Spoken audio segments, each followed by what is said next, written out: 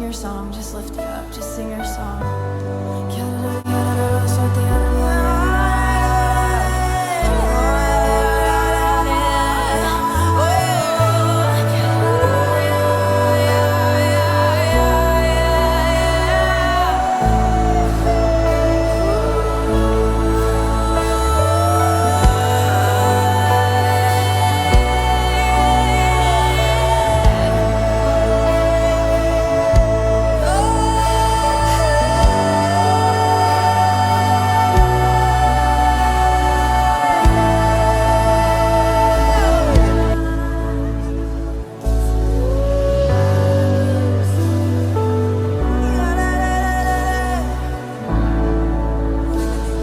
Begin to sing your song, just lift it up, just sing your song.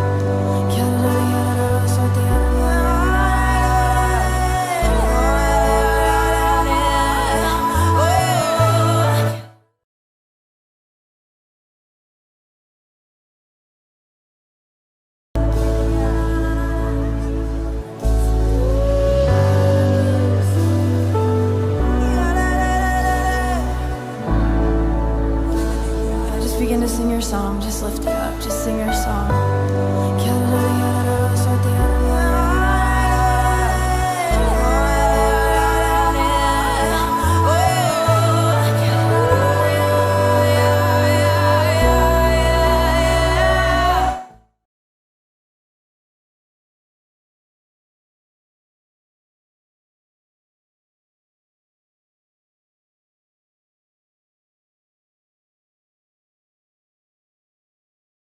Et lorsqu'on dit passons à l'autre bord, ce thème veut dire changeons de dimension. Ce thème veut dire passons à une autre étape des choses.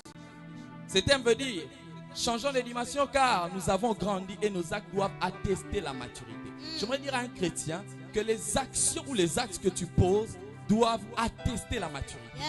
Passer à l'autre bord, c'est changer de position spirituelle. Tu avais peut-être une position spirituelle basse. Mais lorsque Christ vient pour te dire passons à l'autre bord, il te dit réveille-toi et passons à une autre étape. Je parle à quelqu'un. Passons à l'autre bord veut dire change de conception. Tu ne dois pas t'habituer à ce que tu as vu. Tu dois changer de conception. Tu dois découvrir d'autres choses avec Dieu. Alléluia. J'aimerais dire à un chrétien qui a vu des merveilles avec Dieu, j'aimerais te dire que cela n'est pas fini. Il faut que tu passes à une autre dimension. Alléluia.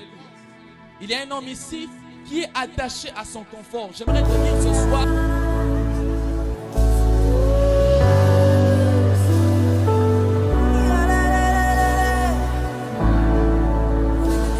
Just begin to sing your song, just lift it up, just sing your song.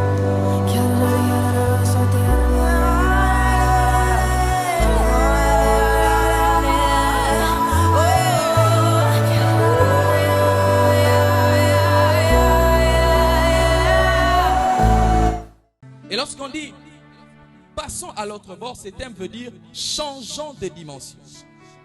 Ce thème veut dire passons à une autre étape des choses. Ce thème veut dire changeons de dimension car nous avons grandi et nos actes doivent attester la maturité. J'aimerais dire à un chrétien que les actions ou les actes que tu poses doivent attester la maturité. Passer à l'autre bord, c'est changer de position spirituelle. Tu avais peut-être une position spirituelle basse. Mais lorsque Christ vient pour te dire passons à l'autre bord, il te dit réveille-toi et passons à une autre étape. Je parle à quelqu'un. Passons à l'autre bord veut dire change de conception. Tu ne dois pas t'habituer à ce que tu as vu. Tu dois changer de conception. Tu dois découvrir d'autres choses avec Dieu. Alléluia. J'aimerais dire à un chrétien qui a vu des merveilles avec Dieu, j'aimerais te dire que cela n'est pas fini. Il faut que tu passes à une autre dimension. Alléluia. Il y a un homme ici qui est attaché à son La parole, on n'en voit pas. Mais ce qui est compliqué avec Dieu, c'est que quand il parle, c'est qu'il a déjà agi. Je peux voir ce qu'il dit. J'aimerais dire à quelqu'un, si Dieu te dit tu vas te marier, vois que tu es déjà marié. Si Dieu te dit que tu auras des enfants, n'entends pas seulement, mais entre dans la vision. Commence à voir ces choses.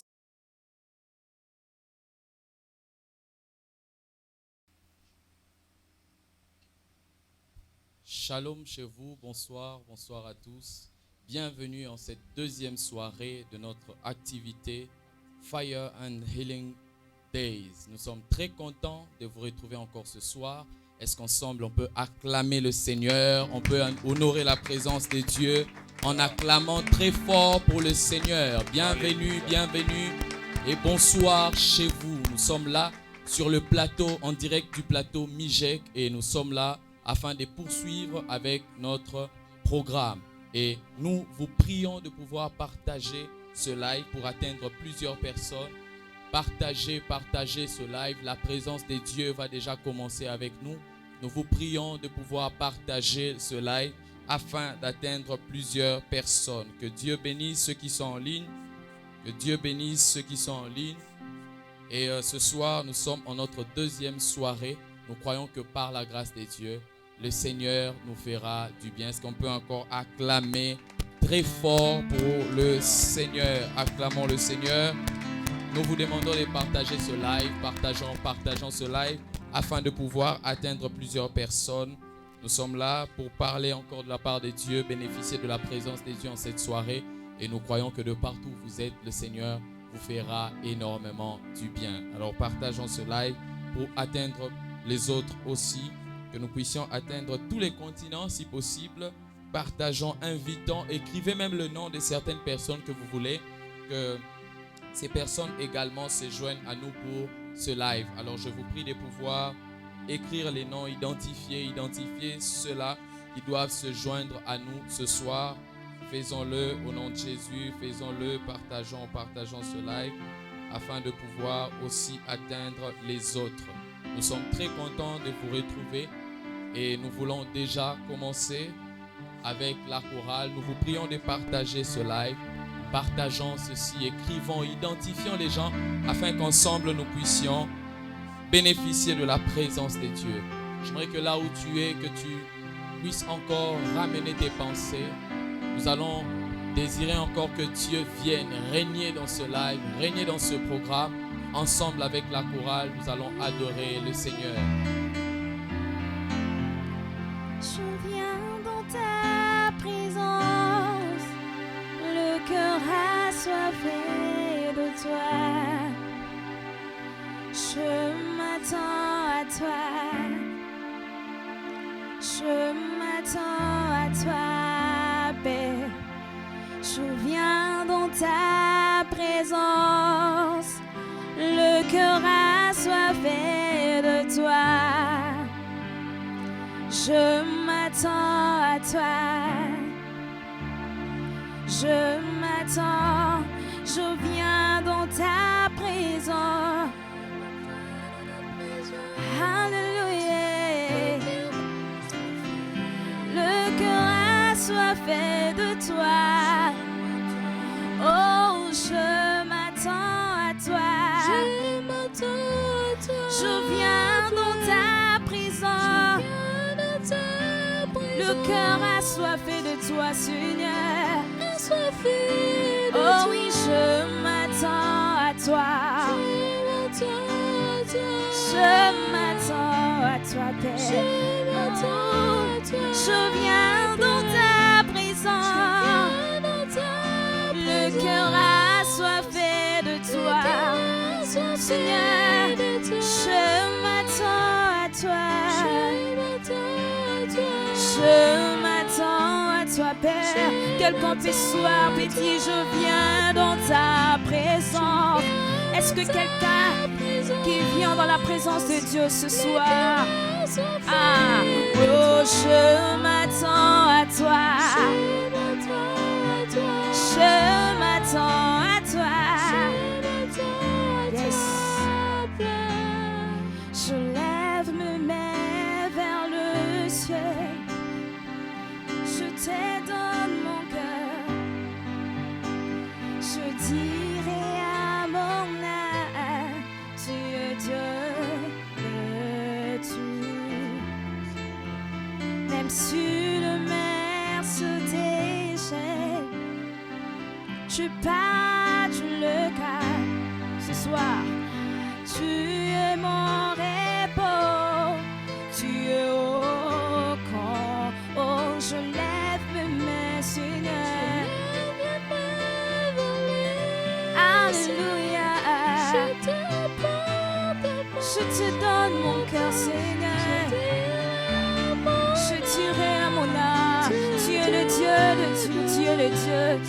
si le mer se déchaîne, tu parles, tu le calmes, Seigneur. Tu es mon repos. Seigneur, je lève mes mains dans le ciel. Alléluia, Yahweh.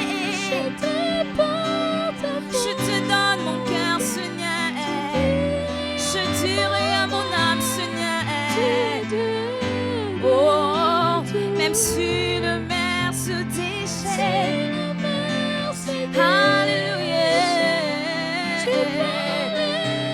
Tu parles, tu le calmes, Seigneur. Tu es mon repos ce soir. Tu es mon repos, alléluia. Oh, tu es mon repos, Seigneur. Tu es mon repos, Yahweh. Oh, que tu es mon repos, Yahweh. Yahweh. Oh, car tu es mon papa, Yahweh. Tu es mon papa. Tu es mon papa. Oh, car tu es au contrôle, Seigneur. Tu es au contrôle de tout dans ma vie, Seigneur. Oh, car tu es au contrôle, Yahweh. Car tu es au contrôle. Alléluia, tu es au contrôle, Seigneur. Tu es au contrôle, Seigneur. Ce soir, je t'en besoin de toi. Alléluia.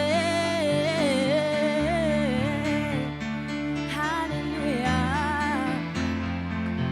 Je t'en besoin de toi, c'est de toi, c'est je besoin de toi. Est-ce que quelqu'un peut dire, Seigneur, je m'attends à toi, Seigneur, je t'en besoin.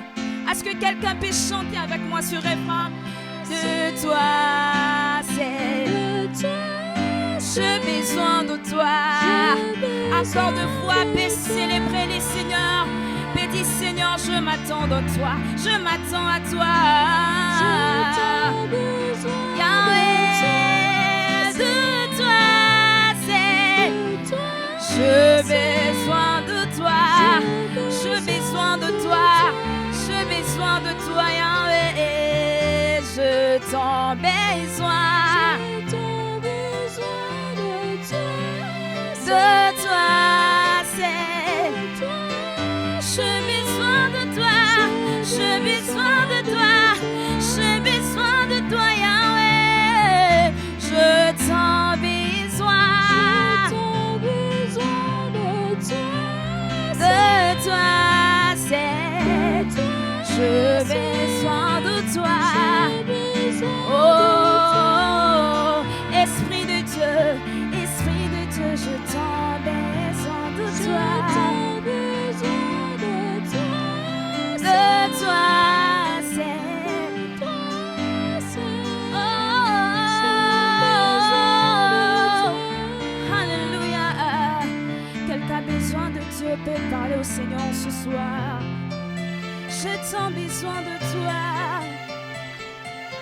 J'ai tant besoin de toi. Élevez sa voix.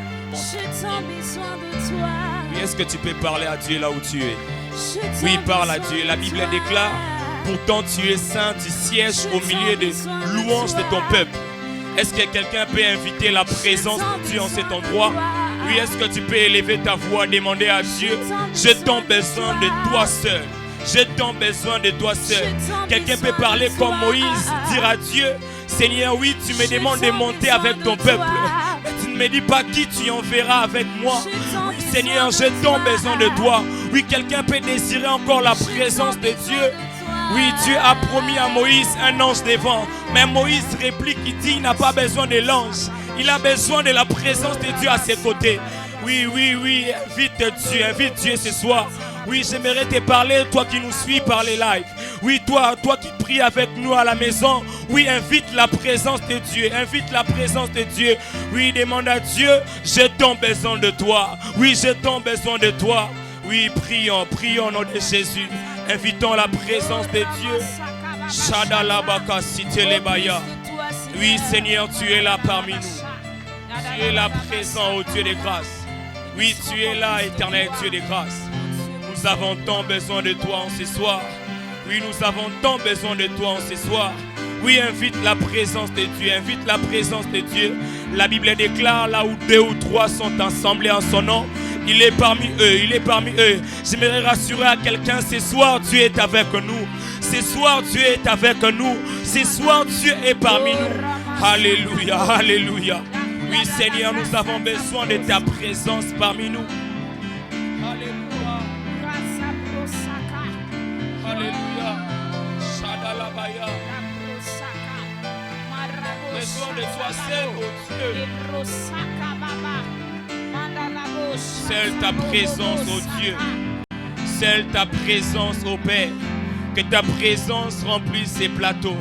Que ta présence puisse remplir nos maisons. Que ta présence nous remplisse, ô Dieu des grâces. Que ta présence soit parmi nous, ô Dieu. Ta présence. Ta présence. Ta présence. Oh, ta présence. Oh Jésus. Remplis-nous, Seigneur. Shadalabaya.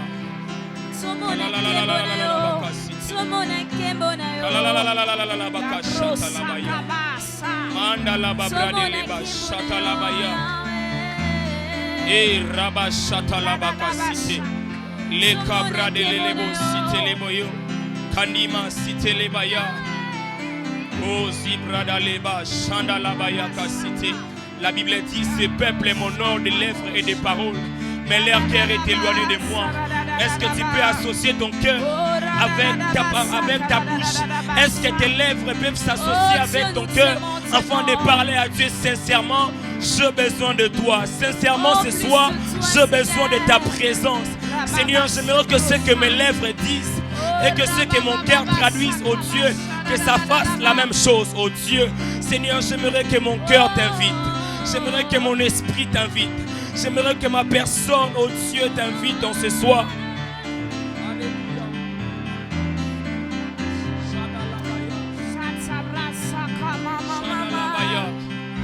Il est là parmi nous.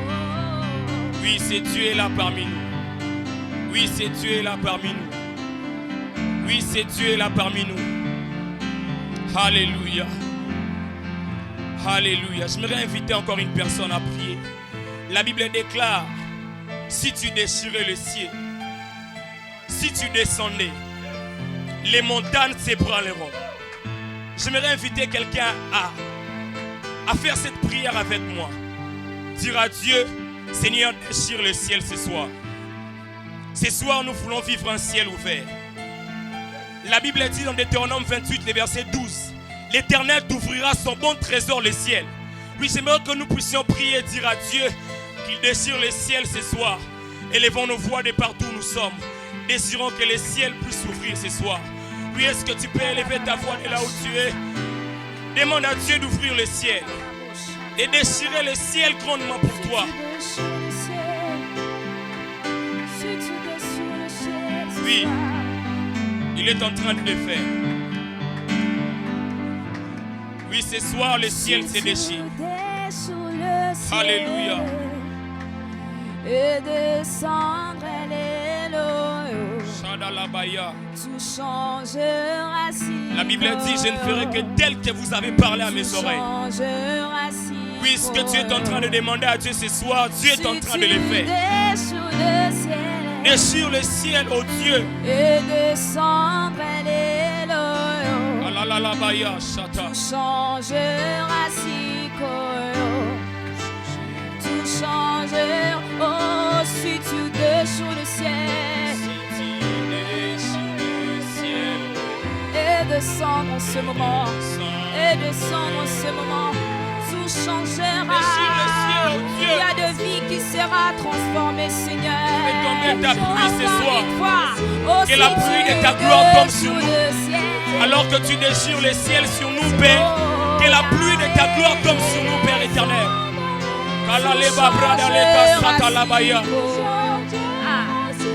Seigneur, que nos vies changent alors que tu déchires le ciel sur nous. Seigneur, que tu nous parle alors que tu déchires ton ciel. Ta parole déclare alors que tout le monde s'est fait baptiser. Mais la Bible dit pendant que Jésus-Christ s'est fait baptiser, il priait, les ciels s'ouvrirent. Seigneur, une voix fut sortir du ciel. Éternel, au-delà d'ouvrir le ciel, parlez-nous ce soir. Descendre les loyaux, tout changera si coyo, tout changera si coyo. Déchire ton ciel sur nous, Père éternel.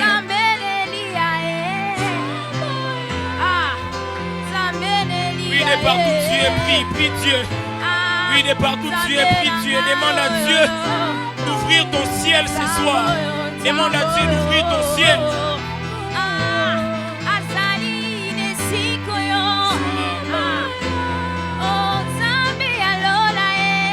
Le Dieu de cieux est là ce soir. Le Dieu de cieux est là ce soir. La Bible dit avec Dieu nous ferons des exploits. Le Dieu de cieux nous donnera du succès ce soir. Parce qu'il est en train d'ouvrir son ciel. Il est sur le point de nous donner du succès ce soir. Alléluia, alléluia. Ouvre ton ciel, Père éternel.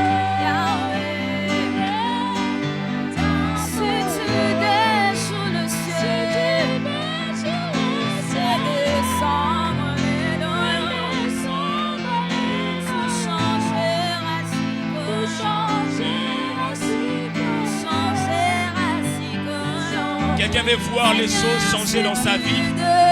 Quelqu'un veut voir une situation dans sa vie être changée. Oui, prie à Dieu. Demande à Dieu qui déchire ton ciel, qui déchire le ciel ce soir. Shadala kakalaba satalabaya.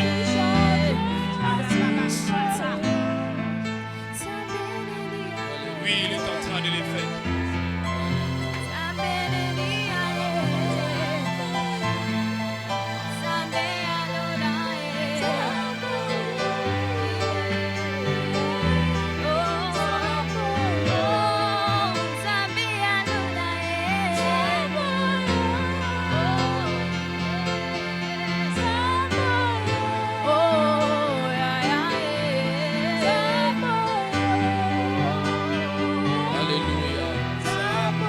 Oui, c'est Dieu est là avec nous ce soir.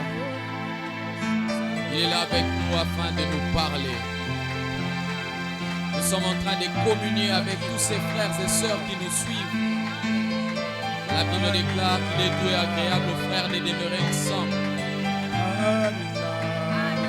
Car c'est là qu'il déverse sa bénédiction et la vie pour l'éternité. Oui, ce soir, sa présence est là au milieu de nous. Alléluia. Ce soir, nous nous attendons à toi, Seigneur. Nous nous attendons à toi, Seigneur. Alléluia. Alléluia.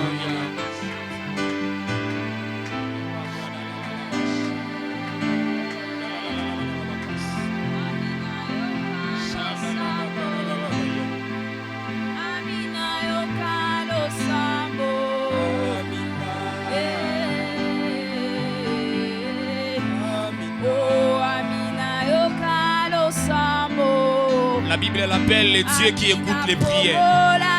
La Bible déclare, toi qui écoutes les prières, tous les hommes viendront à toi. Oui, parle à ton Dieu. La Bible dit dans Esaïe, réveille ma mémoire, plaidons ensemble, expose ton cas à Dieu. Oui, yende moyo kilo sambo. Yende moyo kilo sambo. Yende moyo kilo sambo. J'aimerais rassurer à quelqu'un, Dieu est en train d'entendre ta prière. Oui, la Bible dit, toi qui écoutes les prières.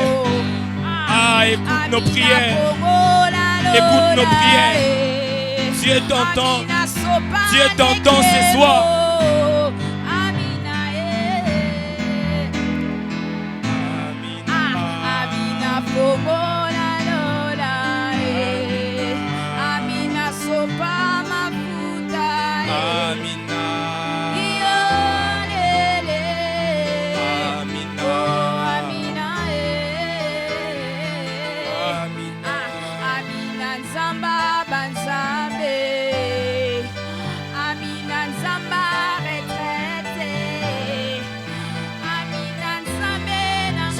qu'on peut encore expérimenter l'exaucement ce soir?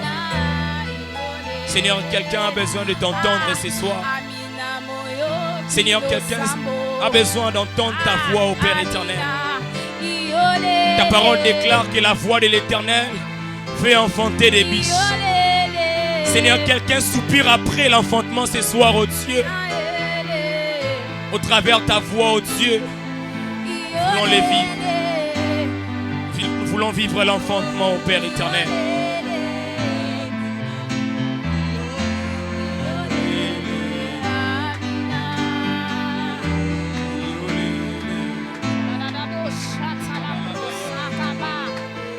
Agis ce soir. Agis ce soir, Amina. Seigneur, quelqu'un t'a prié hier. Seigneur, quelqu'un a prié hier pour la guérison. Seigneur, quelqu'un a prié hier pour les miracles. Alors ce soir encore, il s'attend à ces miracles ce soir.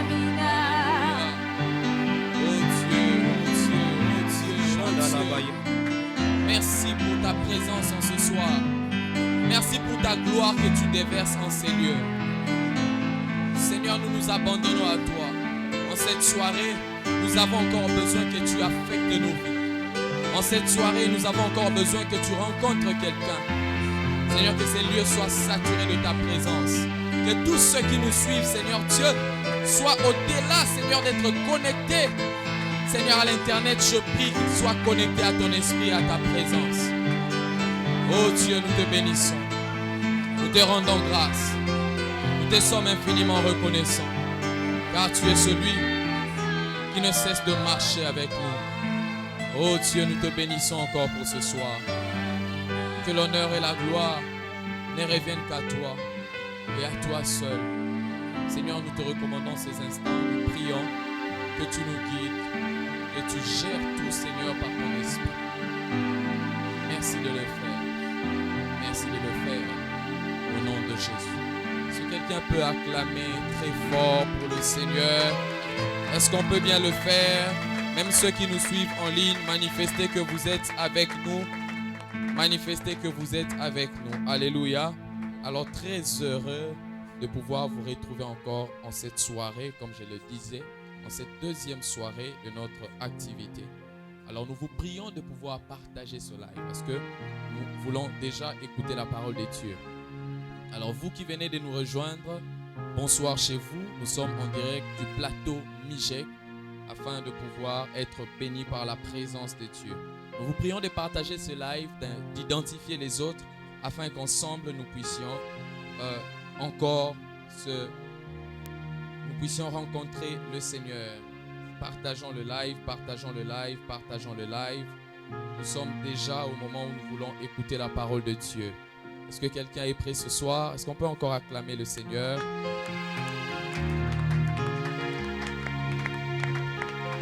Alors nous vous prions de pouvoir partager ce live. Nous sommes très heureux de vous retrouver en cette deuxième soirée. Alléluia. Quelqu'un est avec moi ce soir. Alors nous vous prions de pouvoir partager comme je l'ai dit. Et ce soir, je crois que par la grâce de Dieu, nous serons énormément bénis. Alléluia. Avec Dieu, en fait, à chaque fois qu'on avance, il y a la gloire aussi qui avance.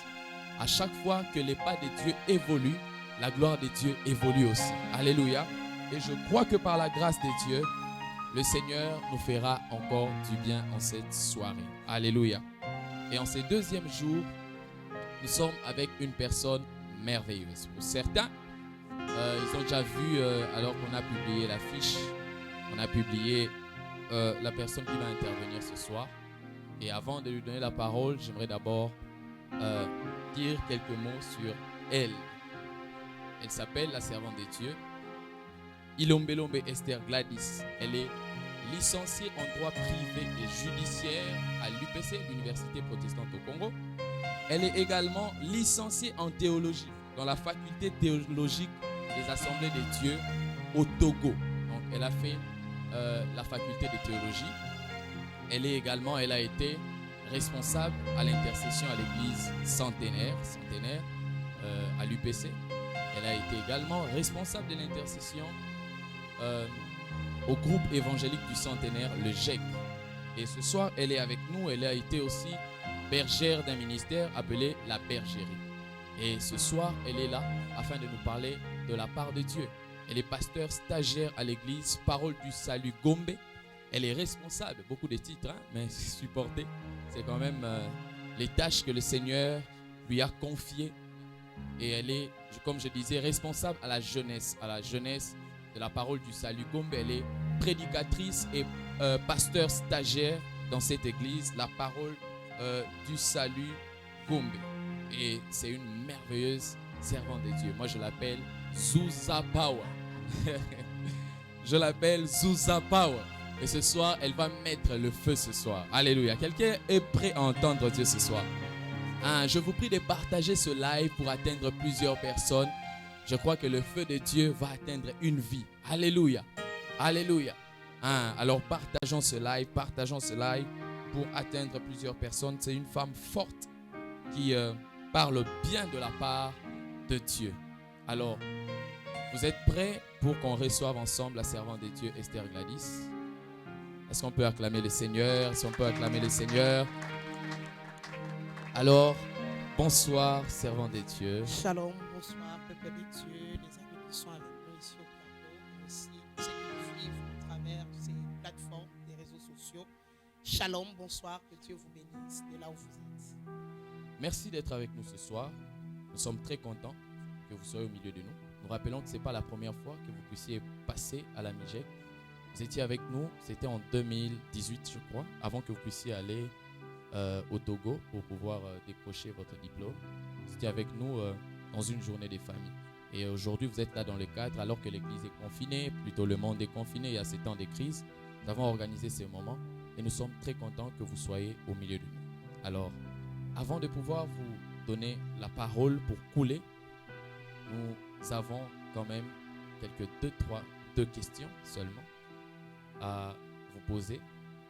Et comme je le disais, nous sommes très contents de vous recevoir. Vous êtes pasteur. Alors, nous allons vous poser une question par rapport à votre lecture des choses. Nous voulons savoir, pasteur Esther, comment voyez-vous l'Église après ce temps de crise, ce temps de Covid qui a ravagé le monde? Comment voyez-vous l'Église après ce temps de crise? Avant de répondre, je tiens d'abord à remercier Dieu Amen. pour l'opportunité et le privilège qu'il nous fait cet après-midi d'être au milieu de nous. Amen. Et un grand merci au coordonnateur ainsi qu'à toute l'équipe de nous Amen. avoir associés. Nous bénissons Dieu et nous sommes vraiment très reconnaissants. Alors la question, la lecture de choses, comment est-ce que nous voyons l'Église après ces moments de pandémie, ces moments de confinement. Une servante de Dieu l'a dit que c'est comme si Dieu avait mis le monde entier en pause. Chacun est resté chez lui à la maison, le plus fort, les faibles, les riches, les pauvres. Chacun s'est senti incapable, il s'est senti malgré sa fortune, malgré sa capacité, être à un certain moment confiné, être limité.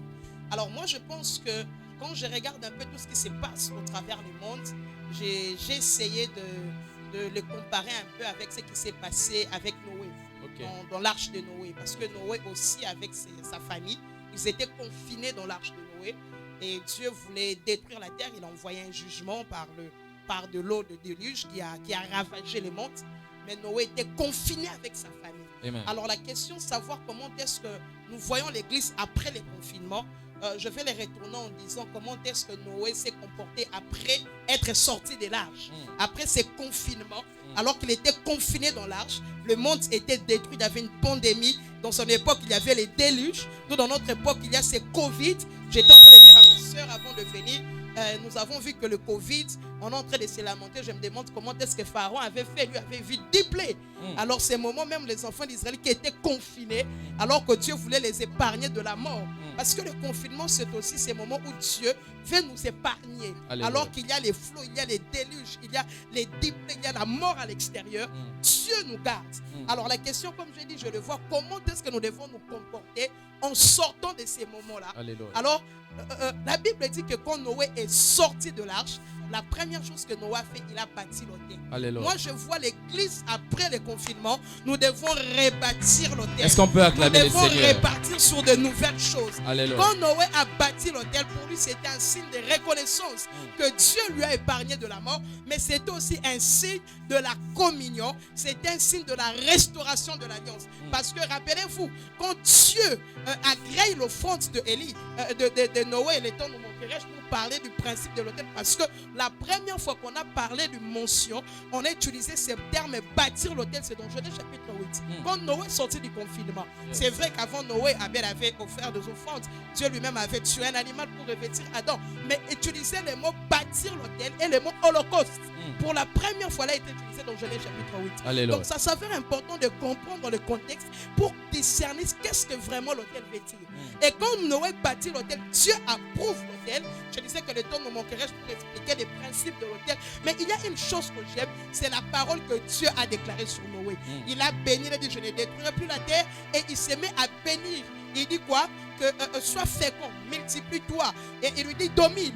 Et quand nous voyons cette bénédiction, nous nous rendons compte que c'est une bénédiction que Dieu avait déjà dit dans Genèse chapitre 1er, le verset 26. Alléluia. En d'autres termes, Noé est venu réactiver ce que Adam avait perdu. Parce Alléluia. que quand Adam est sorti du jardin, il a péché.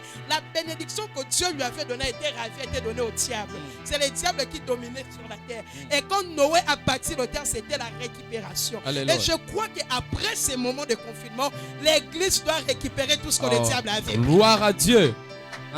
Nous allons rien laisser au diable. Nous allons récupérer. Dans les domaines de médias, on a déjà récupéré. Alléluia. Aujourd'hui, l'église est en ligne. Alléluia. Je parle ici, mais en Chine, on m'écoute. Alléluia. Nous allons récupérer tous les domaines. Alléluia. Et quand Noé, Dieu déclare ses paroles sur Noé, qu'il doit être fécond, qu'il doit dominer, nous nous rendons compte que c'est une parole que Dieu avait dit à Adam. Et pour que Noé puisse bien agir, il doit comprendre pourquoi est-ce que Dieu l'avait dit à Adam.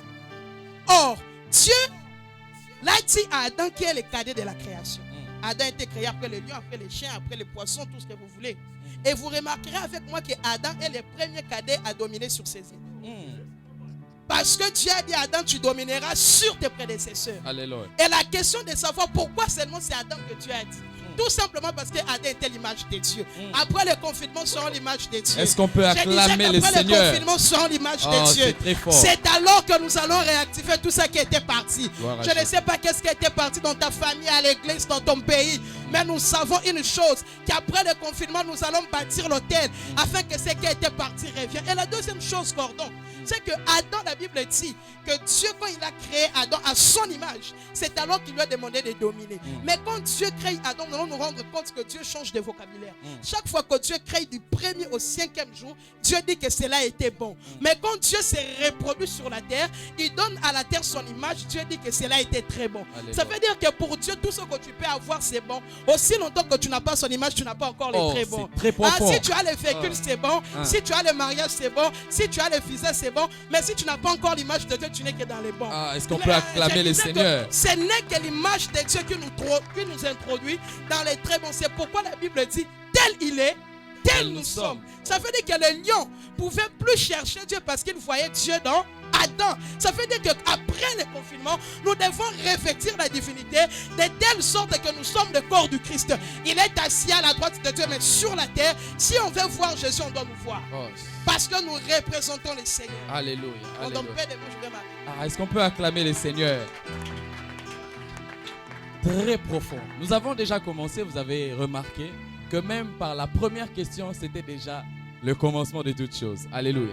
Et nous allons vous poser la deuxième question avant de vous laisser couler dans le thème en 2 minutes. Vous êtes une femme.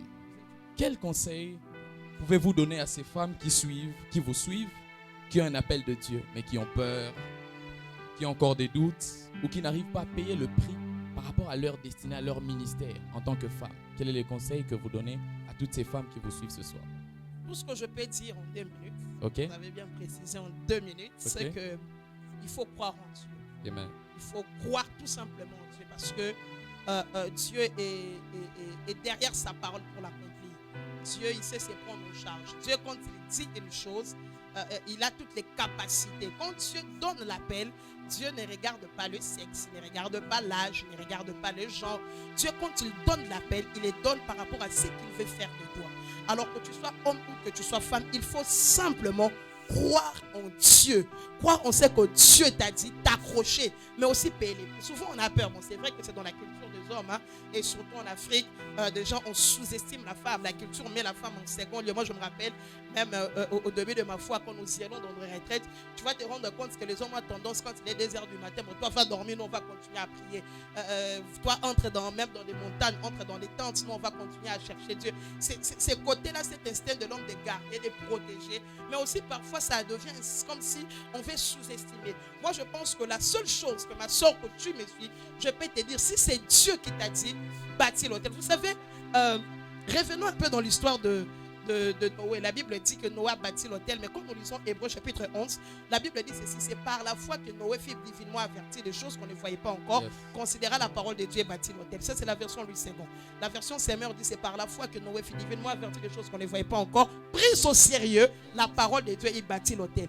Donc Dieu, quand il agit, il t'annonce les futurs au présent. C'est à toi de prendre au sérieux la parole de Dieu. Ça dépend. Tu peux prendre au sérieux comme si tu peux négliger. Tu peux considérer comme si tu peux négliger. Et Noé, Dieu lui a prévenu le présent. Au présent, il lui a prévenu les futurs, ce qu'il devait faire de lui. Mais la Bible dit qu'il prit au sérieux, ou il considéra la parole de Dieu. Ça veut dire quoi? Même s'il ne pleut pas encore, plus que je prends au sérieux l'appel de Dieu, je commence déjà à bâtir l'arche. Donc ma soeur, si Dieu t'appelle au ministère, n'attends pas des opportunités, n'attends pas les micros, n'attends pas des affiches. Là où tu es, commence déjà à bâtir ton arche. Commence à préparer tes prédications, commence à prier, monte en retraite, cherche l'onction. Un homme de Dieu a dit, la préparation, quand elle rencontre l'opportunité, c'est du succès. Moi, je me rappelle quand je commençais à prêcher à l'église, mes 3 premières prédications, ce sont des prédications que j'ai prêchées au GEC. Pour moi, c'était la préparation. Donc, Dieu t'appelle au ministère. Si c'est Dieu, crois. La Bible dit, Noé a pris au sérieux. Prends au sérieux la parole de Dieu. Investis-toi et Dieu le fait. Est-ce qu'on peut acclamer encore le Seigneur? Alors, toi, ma soeur, qui a l'appel de Dieu, tu as entendu la réponse du pasteur. Et je crois que tu vas t'aligner selon cette réponse afin de pouvoir continuer avec le Seigneur. Alors, nous avons fini avec la phase des questions. Notre grand thème est « Allons à l'autre bord ». À vous la parole, pasteur, pour pouvoir libérer la pensée de Dieu. Amen. Ce soir. Amen. Alléluia. Amen. Que Dieu soit béni. Je suis obligé aujourd'hui de parler assis. Je ne vais pas déranger les techniciens parce que j'ai du mal à prêcher assis. Je vais faire un effort. Je nous prie de prendre nos Bibles et nous allons lire 3 portions des Écritures. Le premier texte, nous sommes dans le livre de Jonas. Jonas, le premier chapitre 1er. Nous lirons à partir du verset 4. La Bible dit: l'Éternel fit souffler sur la mer un vent impétueux, et il s'éleva sur la mer une grande tempête. Les navires menaçaient de faire naufrage. Le marin eurent peur. Ils implorèrent chacun leur Dieu, et ils jetèrent dans la mer les objets qui étaient sur les navires, afin de les rendre plus légers. Jonas descendit au fond du navire, se coucha et s'endormit profondément. Le verset 9. Il a répondu: je suis hébreu et je crains l'Éternel. Je suis choqué qu'il dit qu'il craint l'Éternel alors qu'il fuit Dieu. Il dit: je crains l'Éternel, le Dieu de ceux qui a fait la mer et la terre.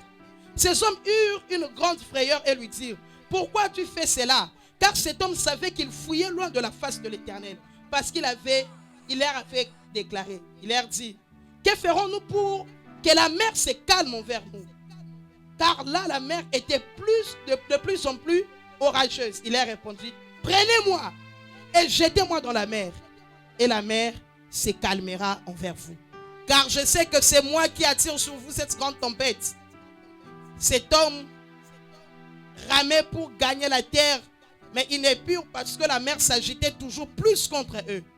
Alors ils invoquèrent l'Éternel et dirent: Éternel, ô Éternel, ne nous fais pas périr à cause de la vie de cet homme, et ne nous charge pas de son sang innocent, car c'est toi qui as, c'est tout. Tu fais ce que tu veux. Puis ils prirent Jonas et le jetèrent dans la mer, et la fureur de la mer s'apaisa. Ces hommes furent saisis d'une grande crainte de l'Éternel, et ils offrirent un sacrifice à l'Éternel et furent de vœux. Actes chapitre 27. À partir du verset 11. Actes chapitre 27, à partir du verset 11. Et les centeniers écoutaient les paroles. Les centeniers écoutaient les pilotes et les patrons du navire plutôt que la parole de Paul. Et comme les ports n'étaient pas bons pour l'hiver, la plupart firent d'avis de les quitter pour tâcher d'atteindre Phénix, porte de Crète qui regardait le sud et le nord-ouest, le sud-est et le nord-ouest, afin d'y passer l'hiver. Un léger vent du sud vint à souffler, et se croyant maîtres de l'air des saints, ils élevèrent l'ancre et côtoyèrent près de l'île de Crète. Mais bientôt un vent impétueux qu'on appela Raquillon se déchaîna sur l'île. Les navires furent entraînés sans pouvoir lutter contre le vent. Et nous nous lassâmes d'aller à la dérive. Nous passâmes au-dessus d'une petite île nommée Claude et nous eûmes de la peine de nous rendre maîtres de la chaloupe. Marc chapitre 5, notre texte de base. En ces mêmes jours, sur le soir, Jésus leur dit, passons à l'autre bord. Après avoir envoyé la foule, ils l'amenèrent dans la barque où il se trouvait. Il y avait aussi d'autres barques avec lui. Il s'éleva un grand tourbillon et le flot se jeta dans la barque au point qu'il se remplissait déjà. Et lui, il dormait à la poupe sur le coussin. Ils les réveillèrent et lui dirent, Maître, ne t'inquiètes-tu pas de ce que nous périssons? S'étant réveillé, il menaçant les vents et il dit à la mer, silence de toi.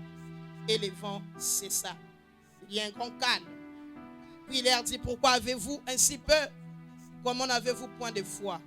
Ils firent saisir d'une grande frayeur et ils se dirent les uns aux autres, quel est donc celui-ci à qui obéissent même le vent et la mer? Amen. Amen. Seigneur, bénis ta parole dans nos cœurs. Libère ton onction et ton action. Et surtout, atteins tes objectifs au nom de Jésus. Amen. Amen. Bien aimé, le thème que nous sommes en train d'aborder, notre sujet est allons dans l'autre bord ou allons sur d'autres rives. C'est le maître qui parle. C'est Jésus qui parle aux disciples. Et quand nous lisons, nous nous rendons compte qu'il venait d'enseigner, qu'il venait de prêcher. C'est un texte que nous retrouvons dans tous les évangiles. Je ne vais pas revenir sur le contexte. Hier, le cordon l'a bien expliqué.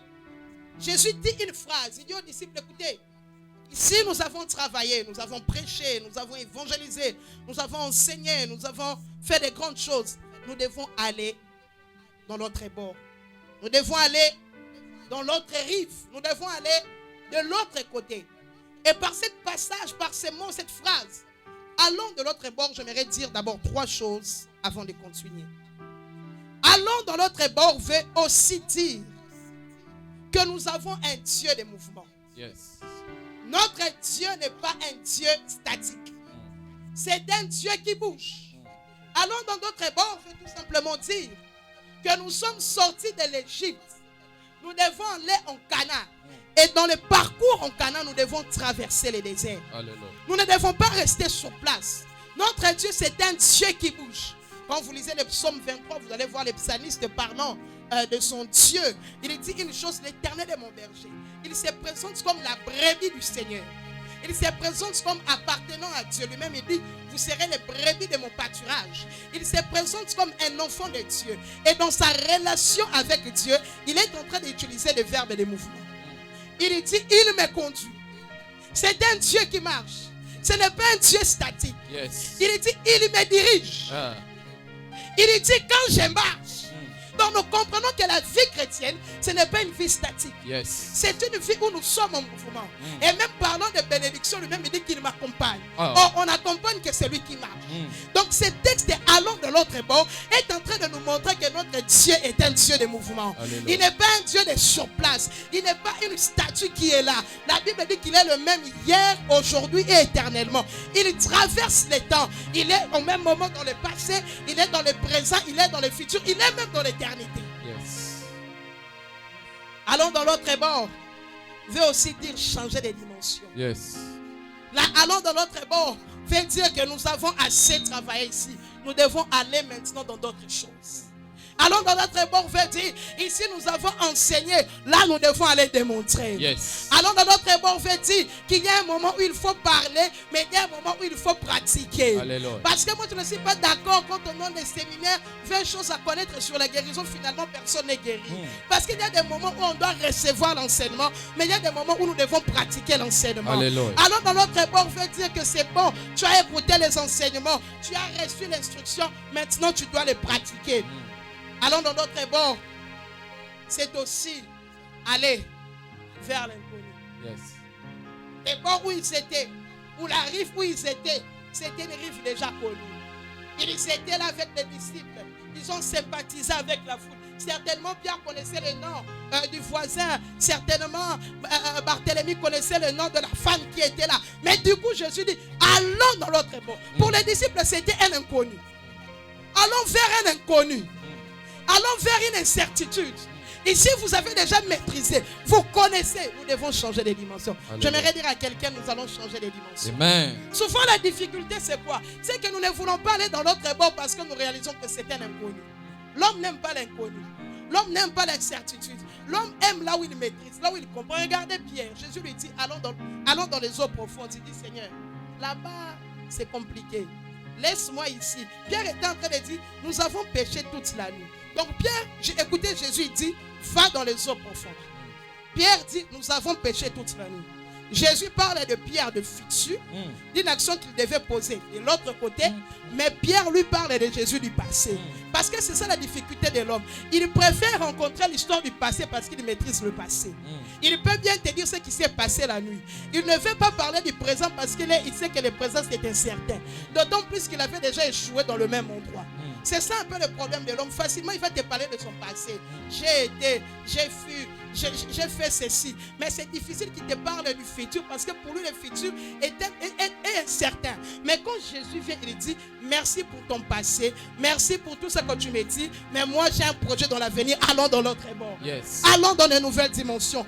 Allons dans des choses qui semblent être incertaines pour toi, inconnues pour toi, mais c'est certain pour Dieu. Yes. Bien aimé, je préfère être dans un inconnu où Jésus est que rester dans un présent où Dieu n'est pas. Alléluia. Parce que la difficulté, nous voulons être dans un présent où Dieu n'est pas, alors que Dieu nous attend dans un futur où il s'est déjà installé. Yes. Dieu dit à Abraham, sors de ta maison, sors de ta patrie, va vers le pays que je te montrerai. Dieu n'a pas dit, va vers le pays que je te montre. Donc Abraham partait là où il ne connaissait pas. C'était quelque chose d'incertain. Mais la Bible dit qu'Abraham obéit et parti. Dieu dit, va vers le pays que je te montrerai. Parce qu'avec Dieu, il ne nous montre pas tout de suite. Yes. Il y a des choses qu'il nous montre plus on évolue avec lui. Quand nous lisons Hébreux chapitre 11, la Bible dit, c'est par la foi que Abraham, lors de sa vocation, partit sans savoir où il allait. Donc Abraham ne savait pas là où il partait, mais il faisait confiance à celui qui le conduisait. Alléluia. Mes amis, le plus important, ce n'est pas de connaître le chemin. Le plus important, ce n'est pas de connaître les parcours. Le plus important, ce n'est pas de connaître l'avenue qu'on va entreprendre. Le plus important, c'est de connaître qui va nous conduire. Alléluia. Je disais, le plus important, de savoir qui nous amène. Yes. Ce que j'aime, c'est que celui qui nous conduit connaît le chemin. Yes. Quand nous rencontrons des difficultés, la Bible dit qu'il fraye le chemin dans la mer. Yes. Il est celui qui fait tomber des mirailles pour nous faire passer. Mais ce qui est merveilleux, il ne connaît pas le chemin. Lui-même, il se présente comme le chemin. Yes. Ça veut dire que quand j'arrive quelque part, il n'a pas de chemin, il devient mon guide. Yes. Il devient ma boussole. Yes. C'est lui qui me conduira à bon port. Yes. Allons sur l'autre bord. Yes. Alléluia. Amen. Et Jésus dit, allons. Et la quatrième chose que j'aimerais que nous puissions comprendre, allons sur l'autre bord. Le maître l'a dit, allons. Il n'a pas dit allez. Yes. Il a dit allons. Ça veut dire je ne suis pas seul. Yes. Je marche avec lui. Je pars avec lui. J'aimerais dire à quelqu'un, nous allons affronter le futur parce qu'il est là. Alléluia. Le plus important, c'est sa présence. S'il est là, tout est certain. Il va appeler Gédéon. Il dit à Gédéon, écoute, viens, je vais t'utiliser. Gédéon se minimise, il dit je suis le plus petit. Il est en train de montrer ses faiblesses. Il dit je suis le plus petit de la famille de Manassé. Manassé, c'est comme si Gédéon disait que d'abord nous sommes une moitié. Parce que Manassé c'est le seul tribu qui était en moitié. Ce n'est pas une tribu totale. C'est en Manassé on trouvait Manassé et Ephraïm. Il dit d'abord il y a des tribus où les gens sont entiers. Sont en entier. Moi je suis dans une tribu où nous sommes qu'à moyenne. Mais Dieu dit que c'est toi que j'appelle. Il rappelle à Dieu que je suis le plus petit. Non seulement qu'on est qu'une moitié. Mais malgré cela, je suis encore le plus petit. Dieu dit, vaillant héros. Gédéon dit, écoute, je suis de la tribu de Manassé parce que Manassé veut dire oublier. Gédéon disait, je suis de la race des gens qu'on oublie. Dans ma famille, on m'a oublié. Mais ce que j'aime, c'est que Dieu utilise les oubliés. Alléluia. Quand on t'oublie derrière les troupeaux de ton père, c'est Dieu qui va te choisir. Yes. Gédéon montrait à Dieu que ça ne devait pas être lui. Alors que Dieu commence à négocier avec Gédéon, Gédéon lui pose des signes. Comment je saurai que tu seras avec moi? Dieu a dit, je serai avec toi et tu battras mon Dieu. Yes. L'assurance et la présence de Dieu. Yes. J'aimerais dire à quelqu'un, quand tu pars dans un futur incertain, quand tu pars quelque part où tu ne comprends pas, où tu ne maîtrises pas, le plus important c'est sa présence. Alléluia. Le plus important c'est sa présence. J'aime dire ceci, je préfère faire les surplaces avec Dieu que d'avancer sans Dieu. Amen. Je préfère faire les surplaces, rester dans une même dimension, vivre la même chose avec Dieu que d'avancer sans Dieu. Le plus important c'est sa présence. David a dit, quand je traverse la vallée de l'ombre de la mort, je ne crains aucun mal. Pourquoi? Il dit, parce que tu es avec moi. Alléluia. Sa présence. Allons dans l'autre bord. Alors ce soir, quand je parle d'aller dans l'autre bord, je ne sais pour toi si c'est vers un endroit où tu dois découvrir une conquête. Je ne sais si c'est une dimension. Je ne sais si tu es en mouvement avec Dieu. Mais j'aimerais dire à quelqu'un avant de partir, rassure-toi de la présence de Dieu. Yes. Dieu dit à Josué, alors qu'ils entrent en Canaan, il dit ceci: il y aura une distance entre les sacrificateurs et les peuples. Les sacrificateurs porteront l'arche. Et il dit une chose: l'arche vous servira de guide parce que vous n'avez jamais passé sur ces chemins. Là où, quand nous sommes dans l'incertitude, quand nous sommes dans un endroit où on ne comprend pas, on ne maîtrise pas, les guides c'est l'arche. Yes. Je dis les guides c'est l'arche. Alléluia. Laissons-nous conduire par Dieu. Yes. Allons dans l'autre bord. Changeons de dimension. Marchons avec Dieu. Expérimentons des choses puissantes avec Dieu. Allons dans l'autre bord. Et la Bible dit que quand Jésus a dit aux disciples, allons dans l'autre bord, les disciples ont obéi. Ils sont montés dans la barque et ils ont commencé à partir. Et quand Jésus monte, il est allé dormir derrière. Il s'est endormi, il s'est reposé, j'imagine, dans son humanité, parce que Jésus était 100% Dieu et 100% homme. Dans son humanité, il était certainement fatigué. Il voulait se reposer parce que Jésus il avait l'habitude de prêcher pendant longtemps. Il était certainement fatigué. Et la Bible dit que pendant qu'il partait, il y a eu une tempête. Il y a eu une tempête qui s'est levée. La mer s'est déchaînée. Et en ce moment-là, les disciples ont commencé à avoir peur, à s'agiter. Et là, je me suis rendu compte que la tempête a l'habitude de s'élever dans les mers. Yes. La tempête a l'habitude de s'élever lors d'une traversée. Les trois textes que nous avons lus nous montrent les différentes tempêtes qui se sont levées. Il y a des tempêtes et chaque tempête a sa raison d'être. Yes. La première tempête dans le livre de Jonas, la Bible nous montre que Jonas était en train de fuir la volonté de Dieu. Jonas était en train de fuir la pensée de Dieu. Jonas était en train de désobéir à Dieu. Jonas n'allait pas à Ninive parce qu'il avait la marchandise ou parce qu'il avait une entreprise. Il voulait tout simplement fuir Dieu. Et Jonas, en voulant fuir Dieu, la Bible dit, une tempête s'est levée. Donc, il y a des tempêtes qui s'élèvent à cause de la désobéissance. Yes. Il y a des tempêtes qui viennent dans nos vies alors que nous traversons, alors que nous y allons, alors que nous avançons, tout simplement parce qu'on a désobéi à Dieu. Yes. Le deuxième tempête, c'est celui de Paul. La Bible dit alors que Paul devait aller à Rome, il devait aller annoncer l'évangile à Rome, il devait aller implanter une église parce que il devait, alors qu'on lui a arrêté, il a fait appel à César. Paul allait à Rome, la Bible dit qu'on l'a embarqué. Et alors qu'il traversait, il a donné une recommandation. Il dit, je suis en train de voir que certainement nous allons périr. Le vent est contraire. La Bible dit que le pilote a préféré écouter. Écouter ces hommes qui conseillaient. Il a mis à côté la parole de Paul. Et là, une tempête s'est levée. Donc il y a des tempêtes qui s'élèvent aussi, tout simplement parce qu'on a pris de mauvaises décisions. Alléluia. Il y a des tempêtes qui viennent parce qu'on a pris de mauvaises décisions alors qu'on nous oriente. La Bible dit même qu'il pensait être maître de l'air des saints. Il y a des tempêtes qui s'élèvent parce que nous pensons que nous maîtrisons notre vie.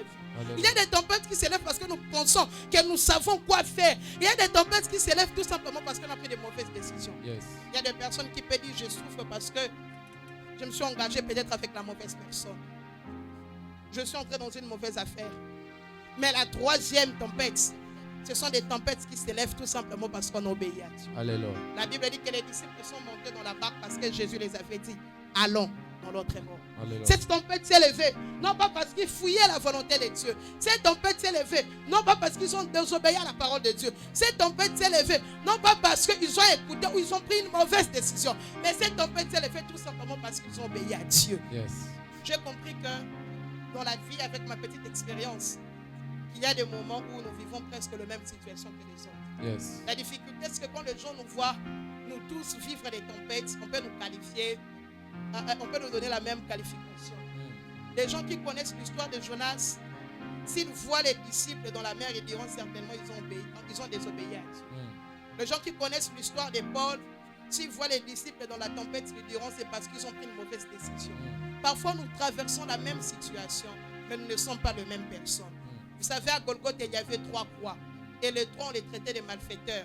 Mais les 3 n'avaient pas la même histoire. Yes. On peut traverser la même situation, mais avoir des raisons différentes.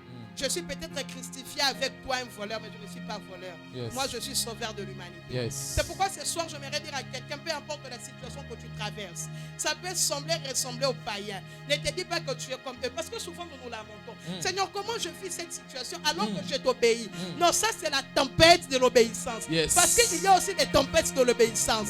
Tu souffres parce que tu as obéi. Ça fait mal parce que tu obéis. On t'a calomnié parce que tu obéis. Yes. On a des médisations sur toi parce que tu obéis. Yes. Différents types de tempêtes.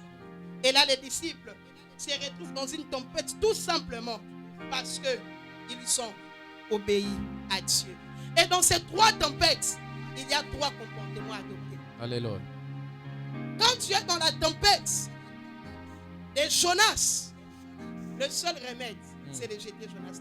Alléluia. Le seul remède pour calmer la tempête de la désobéissance, c'est de jeter Jonas. Yes. La Bible dit que quand le vent s'est déchaîné, la cargaison a commencé à jeter des objets. Mais la tempête n'allait se calmer que si Jonas était descendu. Donc cette tempête-là cherchait Jonas. Yes. La tempête ne cherchait pas des objets. La tempête ne cherchait pas les marées. Yes. La tempête ne cherchait pas d'autres individus. Cette tempête n'était qu'à la recherche de Jonas. Alléluia. J'aimerais dire à quelqu'un qui se retrouve que dans sa vie, qu'il vit une tempête dans la désobéissance, débarrasse-toi de Jonas. Yes. Débarrasse-toi de Jonas. Jonas dit, je suis hébreu, je crains Dieu. Mais comment est-ce que tu crains Dieu, mais tu es en train de désobéir à Dieu? Bien aimé, certains problèmes que nous avons dans nos vies, c'est tout simplement parce que nous avons Jonas. Yes. Ils prétendent craindre Dieu, mais ils ont désobéi à Dieu. Jette-lui dans la barque. Alléluia. Jette-lui dans la mer. Yes. Souvent, nous avons tellement de compassion qu'on se pose la question, si on les jette, qu'est-ce qui va arriver? Ce n'est pas ton problème, un poisson l'attend là-bas. Alléluia. Je dis, ce n'est pas un problème, un poisson l'attend là-bas. Alléluia. Toi, jette-lui seulement. Yes. J'aimerais dire à quelqu'un qui me suit, qui se rend compte qu'il traverse des problèmes, des difficultés, qui voit des situations compliquées dans sa vie. Si c'est dans la désobéissance, jette Jonas. Yes. Le poisson s'occupera de lui. Alléluia. J'ouvre même une parenthèse. C'est que quand ils ont jeté Jonas, ils pensaient que Jonas était mort. Mais Jonas n'était pas mort. Yes. Il y avait quelque chose qui s'est passé. Les problèmes aussi, beaucoup de gens qui nous jettent, ils pensent que nous sommes morts. Yes. Nous ne sommes pas morts, nous sommes seulement dans le ventre des poissons. Alléluia. Parce que dans le ventre des poissons, Jonas a fait quelque chose qu'il n'avait pas fait dans la navire. Pendant que les gens étaient en train d'invoquer leur Dieu, Jonas dormait. Mais dans le ventre des poissons, Jonas a invoqué Dieu. Alléluia. Il y a certaines intimités, Yes. rapprochements qu'on a de Dieu, on ne le fera que dans le poisson. Alléluia. C'est pourquoi j'aimerais dire à quelqu'un, tu héberges Jonas. C'est pourquoi Jonas ne veut pas prier, jette-lui d'abord. Très fort, J'ai dit, très jette-lui fort, très d'abord. fort. Là-bas, il va prier. Alléluia. Là-bas, il va prier. Yes. Et ce que j'aime quand on a jeté Jonas, Jonas a prié. Écoutez ce que la Bible dit. Dieu a parlé au poisson. Vomi Jonas. Yes. Ça veut dire que quand on a jeté Jonas dans l'eau, les poissons a avalé Jonas. Les poissons est allé directement à Ninive. Il attendait que Jonas puisse prier pour sortir. Yes. Bien-aimé, ta prière t'amène à vivre à l'exaucement. Yes. Ta prière t'amène à la destination. Je ferme la parenthèse de Jonas, ce n'est pas notre problème aujourd'hui. Alléluia. Mais Jonas, on l'a jeté. La tempête qui est soulevée à cause de la désobéissance ne peut être éradiquée, calmée que par Jonas. Yes. Mais la deuxième tempête, c'est celui de Paul. C'est la tempête des gens qui pensent être maîtres de leur destin. Yes. Et ces gens-là, quand tu désobéis, quand tu essayes de lutter seul, la Bible dit que de plus en plus, la tempête devenait plus forte, de telle sorte qu'ils ont perdu même tout espoir de vivre. Pour cette catégorie, tout ce que je vais te dire, tiens bon. Yes. Pour cette catégorie, comme Paul, je te dirais, tiens bon. Yes. Pour cette catégorie, ne te jette pas dans l'eau. Yeah. Parce que le problème, les gens pensent que puisque Jonas s'était jeté dans l'eau, Paul aussi va se jeter. Paul a dit une chose. Il a dit, l'ange du Seigneur à qui j'appartiens m'est apparu. Il a dit, personne ne périra sur ce bateau. Il a dit, personne ne périra. Quand tu es dans une barque où tu te rends compte que vous êtes en train de commettre les naufrages parce que vous avez pensé être maître de votre propre destin, dans ces moments-là, recommandez-vous à Dieu. Yes. Et pendant la tempête, tenez bon. Yes. Parce que souvent nous rencontrons des naufrages non pas à cause de notre faute, tout simplement parce que d'autres personnes qui sont censées nous conduire ont pris de mauvaises décisions. Yes. J'aimerais dire à Paul, tiens bon, Yes. le Dieu à qui tu appartiens t'amènera à Rome. Alléluia. Parce que quand Paul s'est converti, la Bible dit que Dieu lui a dit, je t'appelle pour annoncer les nations parmi les grands. Et ces grands, il y a aussi César. Quand nous lisons les actes des apôtres, les épîtres, dans Philippiens, exactement, nous voyons l'apôtre Paul en train de dire, à la fin des épîtres, il dit, ceux de la maison de César vous saluent. Yes. Ça veut dire que quand Paul est arrivé à Rome, il était en prison de César. Et là, en prison, Paul a implanté une église. C'est pourquoi dans Philippiens, qui est l'épître de la captivité, alors que l'apôtre Paul se trouve en captivité à Rome, il est en train d'écrire, réjouissez-vous. Parce qu'aujourd'hui, généralement, les prisonniers, quand ils envoient les messages aux gens qui sont libres, ils disent, priez pour moi, que je sors. Non, Paul qui est en prison, il faut réjouissez-vous. Parce qu'il savait que dans la prison, dans la maison de César, il était en train de bâtir une église. Yes. Je suis en train de dire, Paul, tiens bon. Yes. Parce que tu es en train d'implanter une église. Alléluia. Tous les épouses que tu as là, tiens bon. Yes. Parce que je sais que je peux implanter une église. Alléluia. Si je ne peux pas voir César en face, je peux quand même voir ses soldats. C'est pourquoi Paul a dit, c'est de la maison de César. J'ai dit, nous allons gagner la femme de César. Alléluia. Nous allons gagner les enfants de César. Alléluia. Nous allons gagner les prisonniers de César. Alléluia. Parce que c'est de la... Vous savez même que Paul a rencontré Onésime en prison. Quand il écrit à son fils dans la foi, il dit, Onésime, autrefois qui était inutile, parce qu'il t'avait fui comme un voleur. Je lui ai rencontré en prison, il est devenu utile. Je suis en train de dire à Paul, tiens bon, parce que tu rencontreras les inutiles d'hier qui deviendront utiles aujourd'hui. Alléluia. Il dit, autrefois ils étaient inutiles, aujourd'hui ils sont devenus utiles. Quand tu traverses des tempêtes compliquées, tiens bon. Parce que nous sommes des missionnaires, nous allons évangéliser. Et la troisième tempête, c'est celui des disciples. Et cette tempête, nous l'avons dit, que les disciples ont vécu cette tempête tout simplement parce qu'ils ont obéi à Dieu. Bien aimé, il y a certains problèmes, difficultés que nous rencontrons. C'est tout simplement parce que nous avons obéi à Dieu. Comme un frère disait à l'époque normale, je l'allais déjà casser toutes les dents. Mais c'est parce que j'ai obéi au fruit de l'esprit que je me calme. Il y a même certaines humiliations que nous avons, tout simplement parce que nous avons obéi à Dieu. Et la Bible dit que les disciples, ils étaient dans la barque. Le vent a soufflé. Ils ont commencé à essayer de calmer la situation. Parce que rappelez-vous que dans cette barque, il y avait des pêcheurs. Pierre était là. Jean était là. Les fils de Zébédée. Donc pendant ce temps, pendant qu'ils étaient en train de ramer, d'essayer de calmer la situation, ils ont utilisé leurs efforts, leur énergie, leur sagesse, leur connaissance et leur expérience. Jésus, tu peux dormir. Nous gérons la situation. Et pendant que les disciples étaient en train de gérer la situation, ils se rendaient compte qu'ils allaient de mal en pire. Jusqu'à un moment, Pierre a dit, et les autres disciples, ça ne va pas. Ils sont allés réveiller Jésus. Ils ont dit à Jésus, comment tu peux dormir alors que nous sommes en train de périr? La tempête quand le maître est là. Bien aimé, ce que je suis en train de dire, c'est que la présence du maître dans la barque te garantit l'arrivée, mais ne t'épargne pas des tempêtes. Souvent, nous pensons que puisque le maître est là, nous ne connaîtrons pas des problèmes. Puisque parfois nous pensons que quand le maître est là, nous ne connaîtrons pas des épines. Parfois nous pensons que si le maître est là, nous ne connaîtrons pas des problèmes. Nous pensons que si le maître est là, nous n'allons pas pleurer. Bien aimé, si le maître est là, l'assurance, nous arriverons à l'autre bord. Alléluia. Mais en cours de chemin, il se peut que nous puissions rencontrer des difficultés. Yes. Alors je voudrais que tu ne perds pas l'énergie comme les disciples. Je voudrais que tu ne perds pas le temps comme les disciples. Je ne voudrais pas que tu fasses des efforts comme toi-même. La Bible dit que quand ils ont vu que le vent était contraire, ils ont commencé à faire des efforts. J'aimerais aux disciples, ici, il ne s'agit pas de Jonas pour faire des efforts. Ici, il s'agit de Jésus, il va seulement les réveiller. Alléluia. La difficulté, c'est que parfois, quand les choses vont mal, nous voulons nous débrouiller de nous-mêmes. Nous voulons faire des efforts. Nous voulons essayer de calmer, de sauver la situation. Qu'est-ce que je peux faire pour que les choses aillent mieux? Qu'est-ce que je peux faire pour que la situation se calme? Qu'est-ce que je peux faire pour que la situation soit bien? La Bible dit que pendant qu'ils faisaient des efforts, le vent était encore plus fort. Bien aimé, chaque fois que tu essaies de te débrouiller par toi-même, écoute, 1, tu perds ton temps. 2, tu perds l'énergie. 3, tu deviens un crédit. Yes. Parce que quand ça entraîne et que tu essayes à gauche, ça ne marche pas. Tu essayes à droite, ça ne marche pas. Tu essayes à l'est, ça ne marche pas. Tu commences à te poser des questions. C'est pourquoi quand le maître s'est réveillé, les a posé la question homme de paix de foi. Bien aimé, écoute. Fais comme moi. Moi, quand je suis dans une barque et que je me rends compte que c'est Jésus qui m'a envoyé, je me rends compte qu'il y a des problèmes. Si le maître dort, moi aussi je dors. Alléluia. Je disais, si le maître dort, moi aussi je dors. dors. Parce que je sais que quand le maître dort, il ne ronfle pas. Aïe, aïe, aïe, Quand le maître dort, il est silencieux, mais il est au contrôle. Alléluia. Parce que quand le silence de Dieu, c'est en ce moment-là même qu'il travaille plus. Alléluia. Quand Dieu parle, nous comprenons les choses. Mais quand Dieu est silencieux, c'est en ce moment-là que les grandes choses se passent. Alléluia. La Bible dit silence dans les cieux. C'est en ce moment-là que l'agneau de Dieu s'est élevé. Alléluia. Alléluia. Yes. Mais quand Dieu est silencieux, c'est en ce moment-là qu'il fait des grandes choses. C'est pourquoi quand il dort aussi. Alléluia. J'ai décidé de dormir quand il dort. Yes. Je vais me réveiller s'il se réveille. Alléluia. Parce que ça ne sert à rien d'être réveillé pendant qu'il est dormi. Yes. Parce que écoutez, un lion qui dort ne devient pas un chat. Ah. Je disais, un lion qui dort ne devient pas un chat. Les problèmes. Je vais me lever. Les caméras. Non. Un lion qui dort ne devient pas un chat. Les problèmes avec les chats, ils pensent que quand tu dors, tu deviens un chat. Ils pensent que quand un lion dort, il n'a plus de griffes. Ils pensent que quand un lion dort, il devient un chien.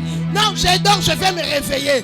Je suis en train de dire à quelqu'un, quand le maître dort, il est présent. Yes. Même s'il est inactif, mais il est présent. Yes. Le plus important, c'est que le maître soit là. J'aimerais dire à quelqu'un, le plus important, le maître est dans ma barque. Yes. S'il dort, moi aussi je dors. Alléluia. S'il se réveille, s'il est en action, moi aussi je suis en action. Yes. Quand il dort, je me calme. Je ne m'agite pas. Quand je vois les autres s'agiter, moi je suis calme parce que je sais que mon maître, il dort, mais en réalité, il ne dort pas. Parce que lui, la Bible dit, son humanité, il dormait. Mais Dieu n'était pas seulement homme. Il était aussi Dieu. Dans sa divinité, il contrôlait toutes choses. Car dans sa divinité, il est écrit que Dieu ne dort ni ne sommeille. Ma question est celle ici. Nous sommes dans une barque. Il y a la tempête. Il y a des bruits. Les disciples, ils criaient. Il y avait des flots qui entraient à gauche et à droite. Les disciples s'agitaient. Comment Jésus pouvait dormir dans des situations? Ah, je sais en qui j'écris. Je sais que quand tout le monde s'agitait, les gens diront Covid maintenant, les entreprises sont fermées. Covid maintenant, les églises sont fermées. Covid maintenant, les ministères sont fermés. Quand le maître dort, moi aussi je dors. Ah, je ne vais pas m'agiter. Je ne vais pas m'agiter. Je ne vais pas faire mes propres efforts. Je ne vais pas essayer d'organiser. Je ne vais pas essayer de trouver des solutions. Mais tout ce que je sais, quand il dort, moi aussi, j'aime dire à quelqu'un bon dodo. Je suis venu dire à quelqu'un bon dodo. Arrête de t'agiter. Arrête de commencer à pleurer. Bon dodo. Or les dodos, c'est les repos. Quand le maître dort, moi aussi, je dors.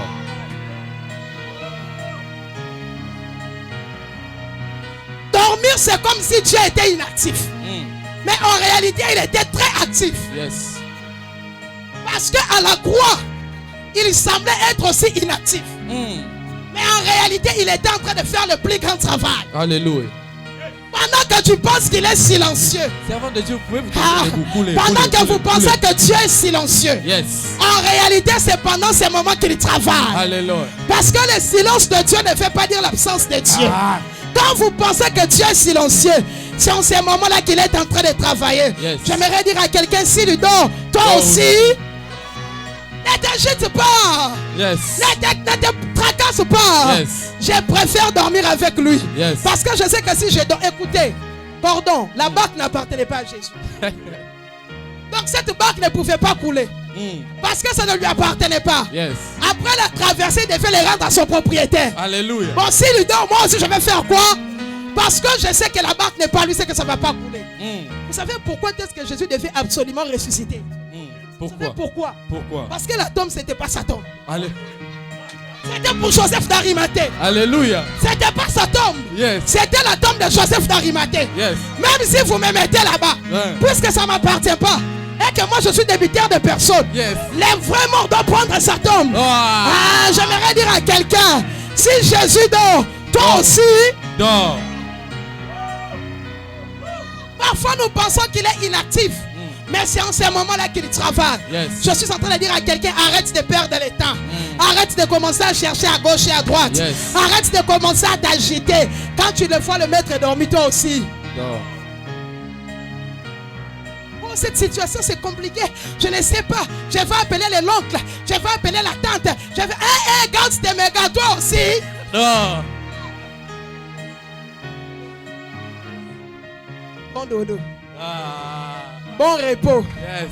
Si lui-même qui nous a dit allons, Ouais. est allé dormir, Ouais. alors moi qui l'accompagne, pourquoi je vais m'agiter? Pourquoi? Si le maître dort, moi aussi. Je dors. La Bible dit que les disciples se sont rendus compte qu'ils ont essayé de maîtriser. Les choses c'est compliqué. Ils sont allés réveiller le maître. Ils ont dit, comment tu dors alors que nous périssons? Le maître s'est réveillé. Le maître n'a pas dit que moi je suis comme Jonas. Jetez-moi pour que l'eau, la tempête s'arrête. Il a dit, moi je ne suis pas Jonas. Parce que moi je suis venu obéir à la parole de Dieu. Yes. Parce que ceux qui obéissent, on ne les jette pas. Jésus n'a dit que moi je ne suis pas comme ces prétentieux des pilotes d'épaule qui ont obéi aux paroles des hommes plutôt qu'à la parole de Dieu. Mais moi je suis le maître de l'univers. La Bible déclare que quand il s'est réveillé, il a regardé la tempête, il a regardé la mer, il les a dit, silence, tais-toi. Silence. Reste calme. Et c'est par là que j'ai compris que cette tempête ne venait pas de Dieu. Yes. Si ça venait de Dieu, puisque Jésus était en intime communion avec son Père, il allait savoir que ça allait déranger. Aye. Mais cette tempête venait du diable. Yes. Parce que quand Jésus a dit, allons dans l'autre bord, la parole de Jésus était déjà arrivée dans l'autre bord. Yes. Et dans l'autre bord, la parole s'est installée. Parce que la parole précède notre vie. Yes. La parole nous précède. Quand le maître a dit allons dans l'autre bord, la parole est déjà arrivée de l'autre côté. Alléluia. Et quand la parole est arrivée là-bas, il a rencontré le fou de Gadara. Et le fou de Gadara s'est senti menacé. Il a dit, si ces barques ici arrivent jusqu'ici, c'est la fin de mon mandat. Yeah. C'est la fin de mon règne. La Bible dit que quand ils sont arrivés dans l'autre bord, ils ont trouvé le fou de Gadara. Et ces fous de Gadara, on les liait. Il était entre les tombes et les pierres. Il était lié. Mais quand Jésus a dit allons, la parole a traversé. Yes. Quand la parole est arrivée dans l'autre bord, la parole a trouvé ses légions. Il a trouvé ses multitudes de soldats. Et les démons disent, ce type-là, si on le laisse venir ici, c'est la fin de notre mandat. Yes. C'est pourquoi dans le parcours, arrêtons-le. Bien aimé, écoute, le diable, quand il envoie des tempêtes, c'est parce qu'il connaît son sort quand tu arriveras. Ah, j'ai dit, le diable, quand il envoie des tempêtes, c'est qu'il connaît son sort quand tu arriveras. Yes. J'aime dire ceci, que les combats sont des signes que le diable croit en nous. Aïe, Je aïe, disais aïe, que aïe, les aïe, attaques aïe, sont aïe, des aïe. signes que Dieu en croit en nous. Parce que si le diable nous attaque, il sait, s'il nous laisse tranquille, on lui fera du mal. Yes. Posez la question à Hérode pourquoi il a tué le bébé Jésus. Alors qu'il voulait tuer le bébé Jésus. Alors que Jésus ne pouvait même pas parler. Mais Hérode, un grand papa, décide de combattre un bébé. C'est parce qu'il connaît que ce bébé, si je laisse vivant, il va me détruire. Aïe, aïe, aïe, aïe, aïe. Les mages ont dit, nous sommes venus adorer le roi qui vient de naître. Or, toi et moi, nous savons qu'un bébé roi, on l'appelle prince. Ils n'ont pas dit, nous ne sommes pas venus adorer le prince qui vient de naître. Nous sommes venus adorer le roi qui vient de naître. Hérode s'est senti menacé. Il dit, ce petit-là, si je le laisse vivant, jusqu'à la fin, il va me faire du mal. C'est pourquoi, frère, chaque fois que tu vois des tempêtes, chaque fois que tu vois des combats, comprends que le diable a peur de toi.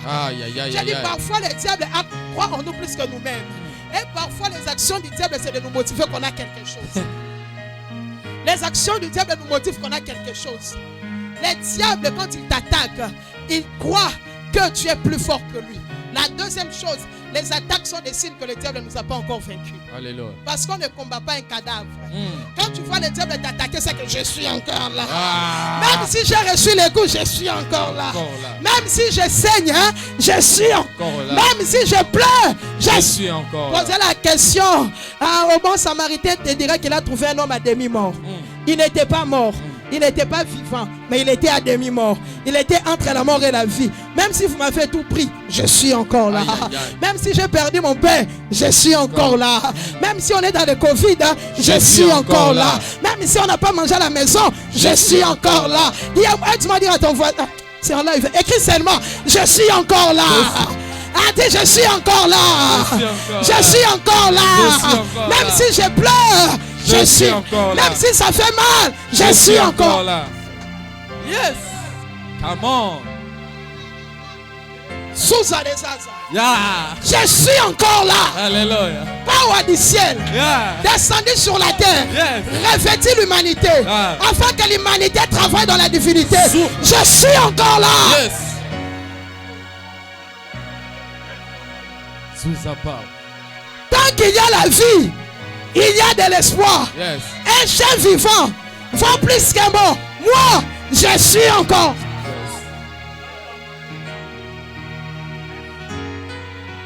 Adi Nabal est mort. Moi, je suis encore là. Jacques Vernon est mort. Moi, je suis encore là. La Bible dit ceci. La femme va dire au prophète, ton serviteur est mort. Les créanciers à tout prix. Elle regrettait les morts. Maman, ils sont morts. Moi, je suis encore là. Parce que c'est ça. Oh, les temps du réveil. Si papa Alain était là, on allait chanter. Et moi, je suis encore là. Et d'ailleurs, le prophète lui dit, va chercher de l'huile. Ça veut dire quoi? Même s'il est mort, il a laissé de l'huile. J'ai dit, même s'ils sont morts, ils ne sont pas morts avec de l'huile. Ils sont restés de l'huile. C'est pourquoi il a dit, va chercher. Mon ami, prends ta Bible. Vernon est mort, mais il a laissé les l'huile. J'ai dit, va prendre ta Bible. Heidi Nabal est mort, mais ils ont laissé de l'huile. J'ai dit, va prendre ta Bible.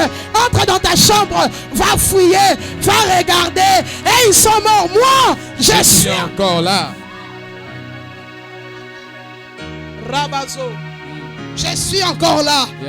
C'est pourquoi j'aimerais dire à quelqu'un, quand tu vois les tempêtes s'élever, alors que tu es dans l'obéissance de Dieu, ne t'agite pas. Regarde-toi au miroir, parfume-toi bien. Dis que moi, je suis encore là. Je suis là.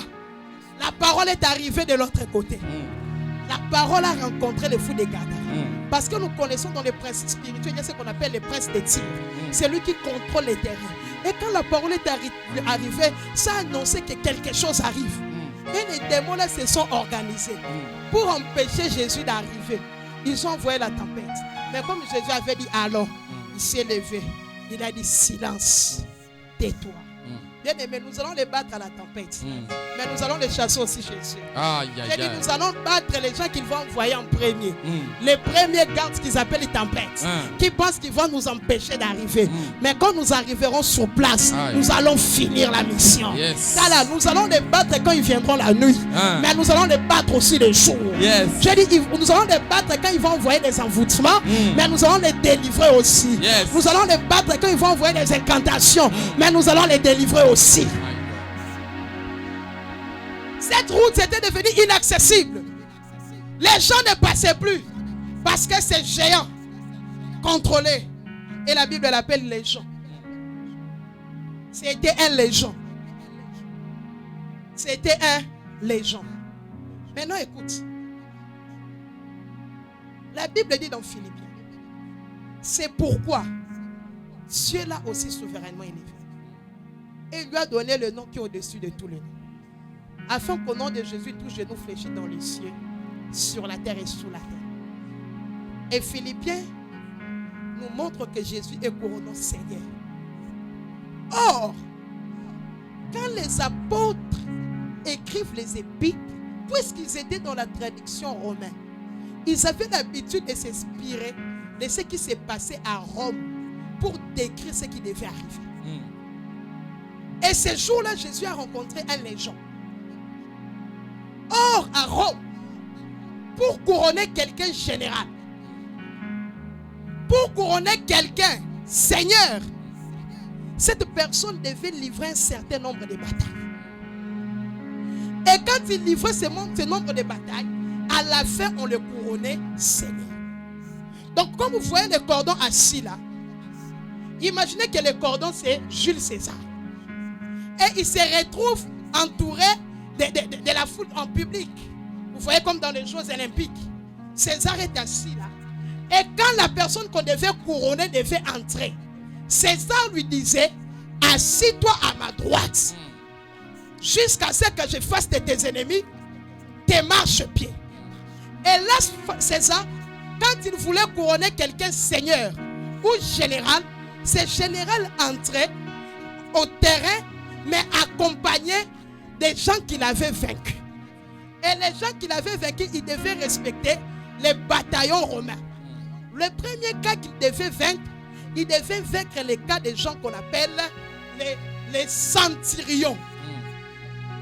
Il devait, les centurions, c'est les groupes de soldats qui étaient au nombre de 50. Après avoir, il devait vaincre aussi les troupes de soldats. Vous vous rappelez la fille de Jairus? La Bible dit que Jairus c'était qui? C'était un centenier. C'était un troupe de combien de soldats? De 100 soldats. Il devait aussi vaincre les cohortes. Or, les cohortes, c'est le groupe de 25 soldats. Donc, c'est un peu comme caporal, colonel, général. Pour devenir général, il fallait vaincre d'abord les troupes de 25, les cohortes. Il fallait vaincre les troupes de 50, les centurions. Il fallait vaincre les troupes de 100, les centeniers. Et à la fin, il fallait vaincre maintenant les grandes troupes de 1000, les légions.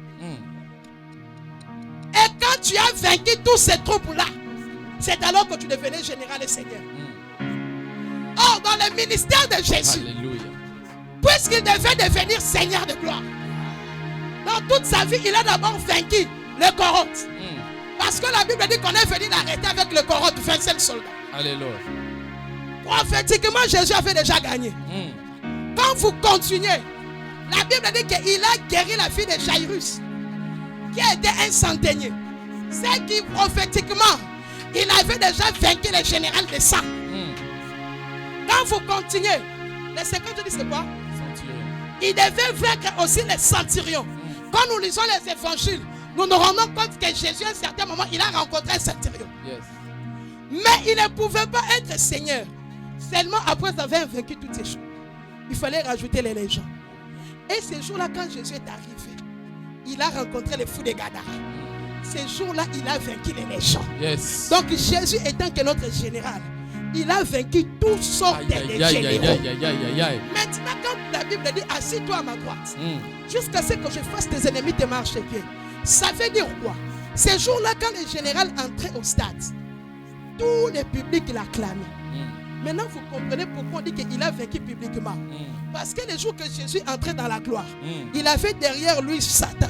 Après, il avait les légions, il avait les centurions, il avait. Donc, ça veut dire que les sorciers de ta famille étaient là, les sorciers du quartier étaient là, la maladie, ils étaient tous là. Et quand ils entraient, la Bible dit qu'il les a vaincus publiquement.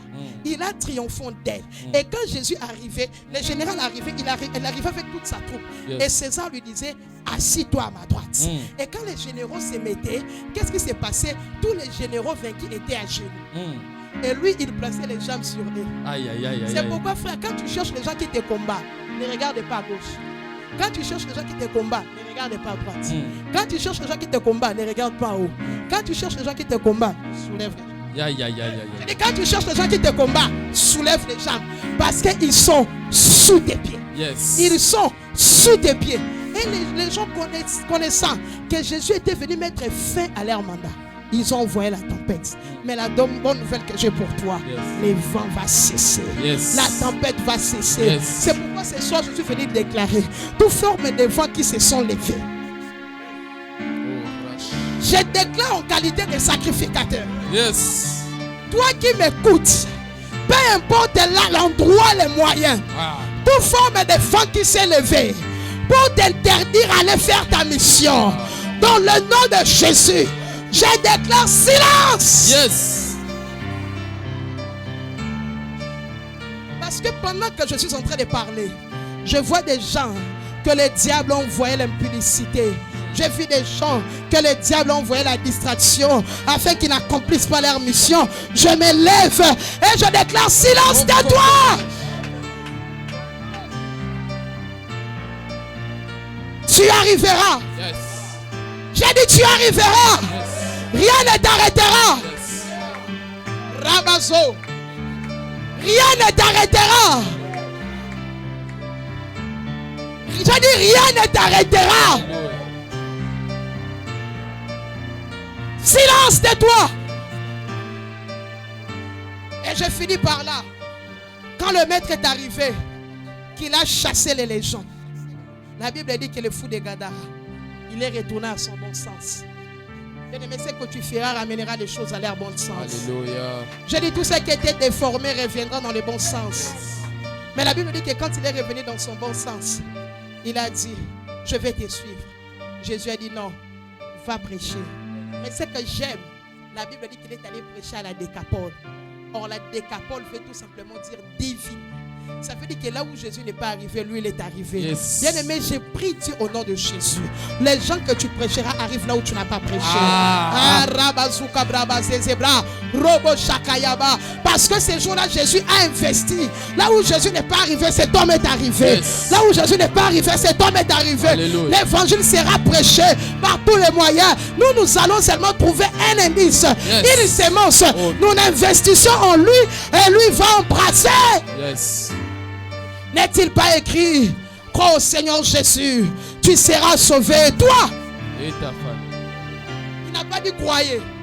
Il a dit toi crois. Yes. Il a dit toi crois. Yes. C'est pourquoi je déclare au nom de Jésus. Aye.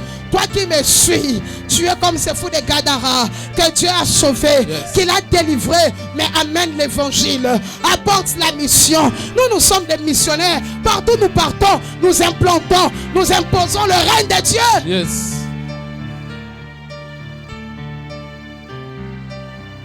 Rabazabra, Yemandebra, Rababa Shekabra, Yebra Bababa. Bien-aimé, quand Dieu dit allons, la parole te précède déjà. La parole te précède déjà. La parole te précède déjà. Tu es au présent. La parole est déjà au futur.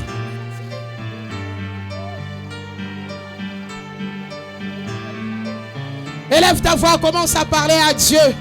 Je suis obligé de m'arrêter à la faute de temps. Élève ta voix, commence à parler à Dieu. Yebraba Zaza, il n'a pas dit que je coulerai par la Dieu. Il ne m'a pas dit ça. Il ne m'a pas dit ça. Oh, le ministère c'est difficile. Il ne m'a pas dit ça. Il ne m'a pas dit que je coulerai.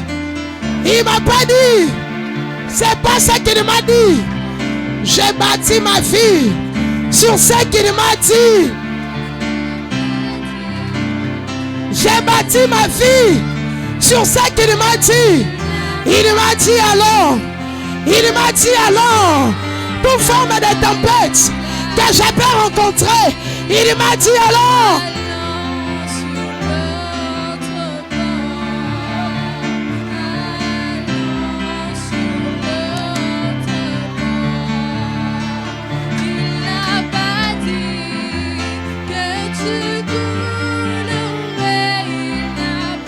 De Dieu, il t'a dit allons. femme de Dieu, il t'a dit alors, même si je vais pleurer, allons seulement. Même si ça fera mal, allons seulement. Il ne m'a pas dit je peux t'enterrer. Il ne m'a pas dit que tu coulerais. Il m'a dit alors. Il m'a dit alors. Il m'a dit alors.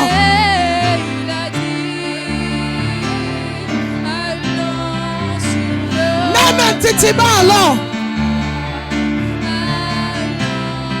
Même un titiba alors.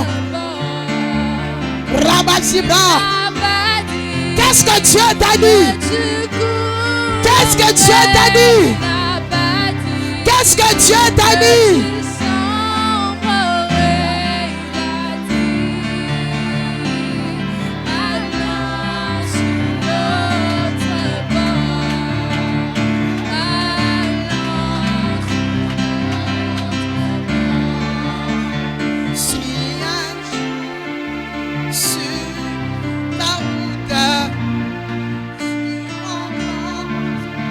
Disons-le ensemble. Alléluia. Crois en Jésus. Il protège ses enfants. Reprenons, reprenons. Si un jour sur ta route, un jour, tu rencontreras des trahisons. Tu rencontreras des blessures. Tu rencontreras des problèmes. Mais sois sûr. Je crois. Et qu'est-ce qu'il va faire?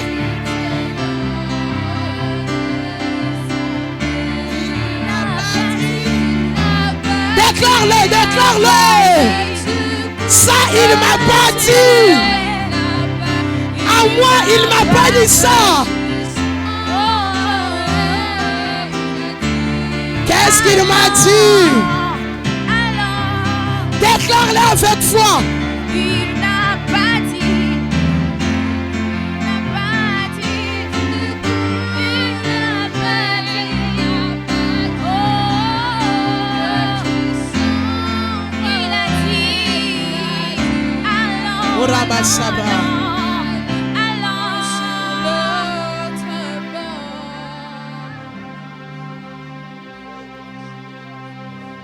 Bien-aimé, je vais finir en te disant ainsi. Il n'a pas dit que tu coulerais. Il n'a pas dit que tu sombrerais. C'est peut-être un futur inconnu, mais il ne m'a pas dit. Accroche-toi à ce qu'il t'a dit. Même si on te dit que le ministère est difficile, on ne croit pas aux jeunes, on ne croit pas aux sœurs, on est ceci, c'est ce que les hommes ont dit. Mais moi, il ne m'a pas dit. À la retraite, c'est pas ce qu'il m'avait dit. À la montagne, c'est pas ce qu'il m'avait dit. Il m'a dit allons. Allons seulement. Seigneur, merci pour ta parole. Merci de fortifier la foi de quelqu'un, de lui donner le courage d'aller sur l'autre bord. Seigneur, peu importe les tempêtes que nous rencontrerons, que nous restons fermes, parce que nous savons que tu es dans notre barque. Même si tu es endormi, tu es là. Même si nos problèmes ressemblent aux problèmes des païens parfois, mais nous savons que tu es là. Et la fin sera différente. Il peut être à la croix, mais il prononcera toujours des paroles. Aujourd'hui, tu seras avec moi. C'est ça la différence. Sois avec nous. Merci pour ta grâce et ta présence. Au nom de Jésus. Tu peux rendre grâce à Dieu pour tout ce qu'il fait ce soir. Commence à parler à Dieu.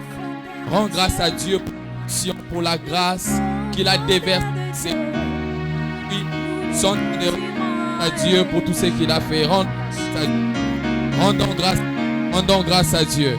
Le profondeur de Dieu, le profondeur de Dieu, nous les désirons et l'ombre est du tout-puissant, l'ombre est du tout-puissant, et nous la désirons et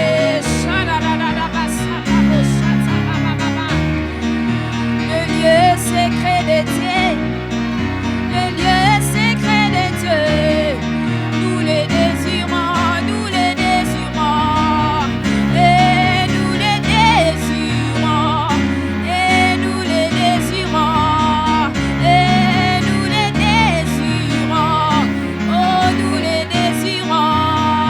C'est ainsi que nous allons clôturer le culte d'aujourd'hui. Suivez les directives qui sont écrites. Si vous voulez nous soutenir, soutenez-nous au travers des liens qui sont là. Par Western, tous les détails qu'il y a là-bas. Nous nous revoyons demain à 19h. Soyez connectés, partagez ce live. Nous ne saurons pas arrêter ce moment. Nous allons couler selon que le Seigneur a libéré l'onction en ces lieux. Connectez-vous à cette grâce. Continuez les cultes même partout où vous êtes. Nous nous voyons demain à 19h pour commencer encore une nouvelle saison demain pour poursuivre. Que le Seigneur vous bénisse abondamment. Connectez-vous à cette grâce et merci beaucoup. Chorale.